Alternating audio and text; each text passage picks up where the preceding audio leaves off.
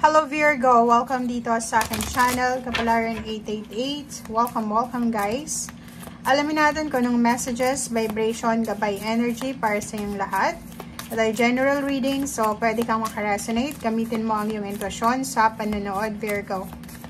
Okay, so ito ay para sa first 15 days ng February 2024. I hope na makuha mo ang energy na to, guys, Virgo.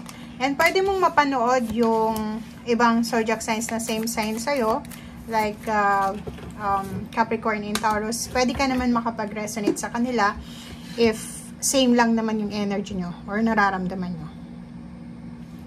Okay, Virgo. Wow. So, kung makikita mo dito sa baraha mo, focus, breathe, purification. Similar siya sa Capricorn. So, pwede mong mapanood yung Capricorn. Kumuha tayo ng isa pang tarot deck. Okay.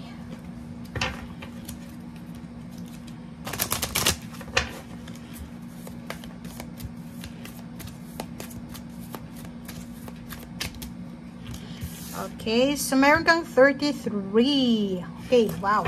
So Virgo, nakikita ko sa'yo dito na may possibilities na may iba sa'yo ditong medyo umiiyak, medyo malungkot, or posibleng nasa lugar kayo, Virgo, na maulan. Nasaan ba kayo? Nasa Visayas and Mindanao ba kayo? Or nasa lugar kayong umuulan sa ngayon? Okay? So, literal, nakikita natin dito na posibleng may umiiyak, may mga nalulungkot na Virgo, or may mga bored or hindi kontento sa kung ano man ang hindi nila nagugustuhan. Okay? So, for February 1 hanggang 15, sinasabi ng baraha sa atin na kailangan mong mag-detox, purify yourself, physical health, mind, body, and spirit. So, kailangan natin mag-declutter. Okay? So, panoorin mo yung Capricorn kasi same lang naman kayo dito sa barahang ito.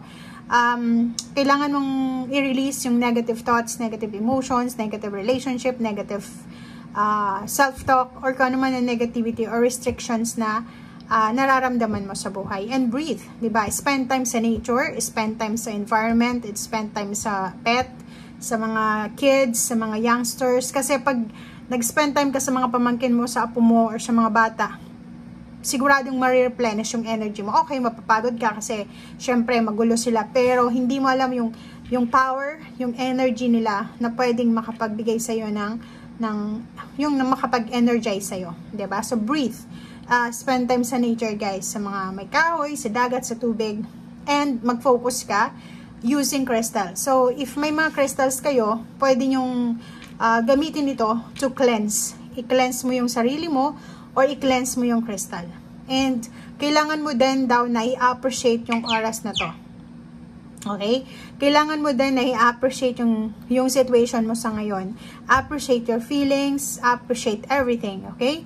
Lahat ng sitwasyon ay may oportunidad yan na para mag-grow ka. So, hanapin natin yung lessons sa kung ano man na nangyayari sa buhay natin, or baka may gustong ipahiwatig sa'yo ang universe, ang ating Panginoon, kaya ito nangyayari sa buhay mo, Virgo. Okay? So, i-appreciate natin. Okay? Be thankful, be grateful sa lahat ng biyaya, or kung wala ka man na blessings na alam na natanggap, yung mga incoming or yung mga past blessings, pwede mo yun na ipagpasalamat sa ngayon.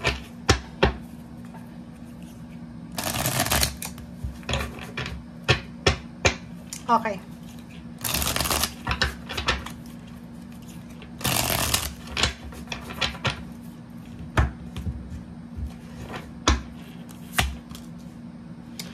Wow. Magician. Ang galing na ito, Virgo. Ang galing niya. Nakikita natin, Virgo, dito na napakaganda to. Sobrang ganda. Ano man itong gagawin mo sa ngayon, like, for example, may gagawin ka ngayon diba? Parang isang Virgo dito na katatapos pa lang sa interview or sa exam para sa bagong trabaho, or siguro physical exam, or pwedeng yung iba sa inyo dito, trabaho ito. So, nakikita natin dito na may balita ka na, like confirmation, nakapasa ka na sa isang trabaho, pwede ka nang pumasok, diba? Parang ganon. Kung may trabaho ka na sa ngayon, Virgo, or kung ano man itong ginagawa mo, business, pag-aaral, or nagte-travel ka, mag-focus ka sa kung ano yung ginagawa mo sa ngayon. And, yun na nga, wag mong isipin na may mali sa'yo. Wag mong isipin na may lack sa buhay mo. Or may kulang. Hindi lack yung swerte, yung kulang, pagkukulang. Parang, kasi itong Magician card na to, sinasabi ng Magician card sa'yo na everything happens for a reason. So, if may mga disappointments ka sa buhay, may rason yan kung bakit ka disappointed. May rason kung bakit hindi nangyari yung gusto mo. May rason kung bakit hindi mo nakuha kung ano talagang ninanais mo. So, tanggapin natin. Acceptance, appreciate this moment. Okay? So, trabaho naman, pahalagahan natin, Virgo, yung trabaho natin. If ever may trabaho tayo. Kasi sobrang, ang hirap kumita ng pera ngayon, ang hirap makahanap ng trabaho, ang daming unemployed sa ngayon. So, if you are working or kung may swerte ka, may trabaho ka pa, may negosyo ka pa, i-appreciate mo yon. Okay? Nakikita natin dito, ang dami-daming magagandang balita. May mga balita dito, good news and information na pwedeng magbigay sa inyo ng additional income or pwedeng may magbigay sa inyo ng source, parang ganun. So, additional source ng financial, yung income nyo dito. And, kung makikita nyo tong dalawang to, napipredict mo diba? Nararamdaman mo na ito na yung simula diba, Virgo? Ramdam mo na, wow, ito na yung simula ng pagbabago sa buhay ko. Okay? Yung mga panahon na sobrang hirap na hirap ka sa pera, hirap na hirap ka sa relationship, hirap na hirap ka sa spiritual mo, or kung ano man tong nahihirapan ka, tapos na to, or magtatapos na to. Kasi nandito ka na sa Ten of Swords, so lesson learned na lang yung dala-dala mo. So, moving on ka na from your negative past, or moving on ka na from your negative relationship, or yung mga disappointments natin sa buhay. Okay. Or kung hindi ka pa nakakapag-move on, simulan mo na siya sa ngayon.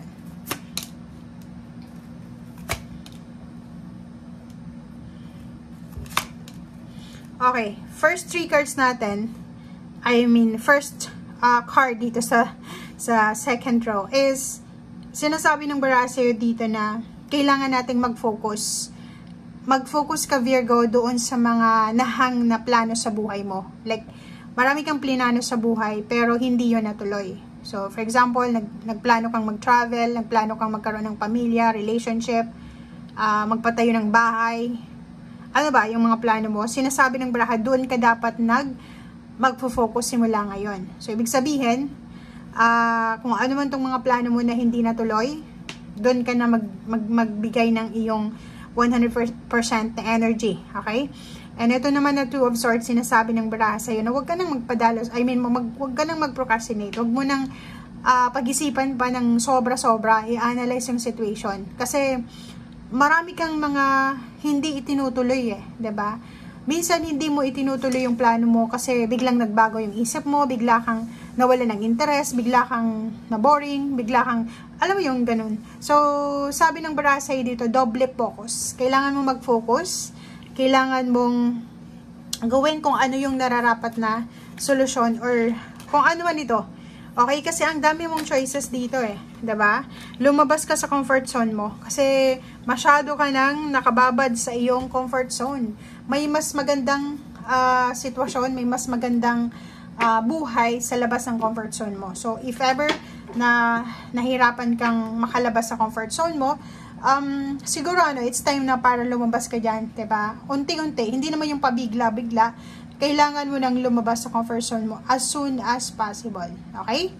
So, yan ang nakikita natin dito. But, ang nakikita ko sa ilalim mo dito is meron kang King of Wands. So, ang King of Wands na to is parang nagsasabi sa'yo na wag mong questionin yung pagiging masipag mo. Like, di ba, may mga Virgo ditong kini-question nila yung kanilang kakayahan na iniisip mo masipag ka naman, pero bakit ang ilap ng swerte sa'yo? Parang iniisip mo na may mga tamad pero siniswerte. Pero ikaw na masipag, parang ang ilap ng swerte. So, yun yung dahilan kung bakit hindi ka masyadong nagiging sobrang positive or hindi mo binibigay lahat-lahat ng energy sa ginagawa mo. And etong King of Wands na to, nagsasabi sa'yo, Virgo, na lahat ng ginagawa mo, ngayon or noon pa man, kung hindi mo pa natatanggap yung outcome, huwag kang mag-alala kasi matatanggap mo yun eh. Walang nasasayang na effort, walang nasasayang na sacrifices. Okay? Siguro hindi pa right timing para ibigay sa'yo ng universe yung reward mo, so konting tiis pa. Okay? Thank you guys. Bye!